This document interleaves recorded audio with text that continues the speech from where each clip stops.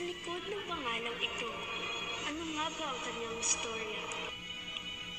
Nagsimula bilang isang amateurista hanggang naging isang confident contestera.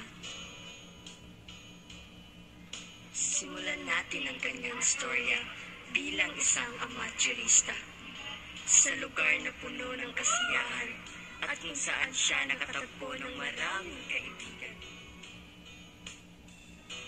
Sa lungsod ng Dangkagan, Bukidnon.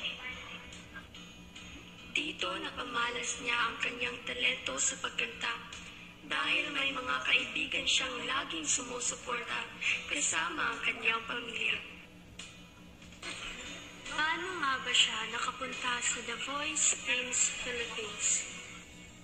Noong January 2024, sumali siya sa mga amateur contest sa iba't ibang lugar at lahat ng napanalunan niya ay kanyang iniipon. At dumating ang araw na pupuntahin na sila sa Manila para sa blind auditions. At dito nagsimula ang journey niya sa The Voice Teams Philippines. Sumalang siya sa blind auditions. Sa kanyang talento, napaikot niya ang 3 hurado. At pinili niya ang coach na sa tingin niya ay babagay sa kanya.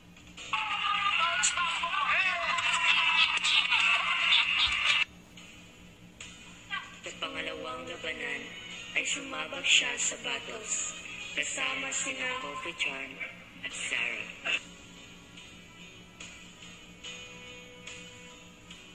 Dito pinakita niya ang kanyang magandang talento at dahil dyan, siya ay pinili ng mga hurado.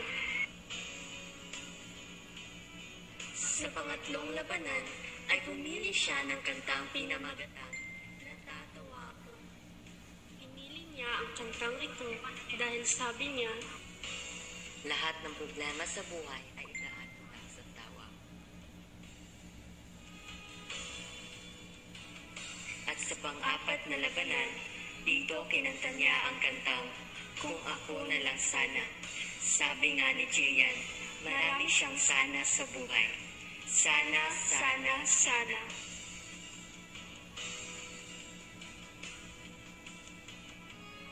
sana makamit niya ang kanyang matagal ng pinapangarap. Ang manalo sa The Voice Teams Philippines. At para makamit ito,